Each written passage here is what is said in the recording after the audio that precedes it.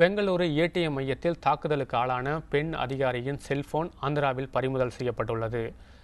இந்துப்பூரைச் சேர்ந்த ஒருவரிடமிருந்து அந்த செல்போனை ஆந்திரா காவல்துறையினர் கைப்பற்றினர்.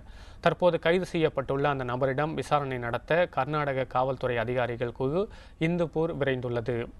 கைது செய்யப்பட்டுள்ள நபர் வேறு ஒருவரிடமிருந்து செல்போனை வாங்கியதாக முதற்கட்ட விசாரணையில் தெரியவந்துள்ளது.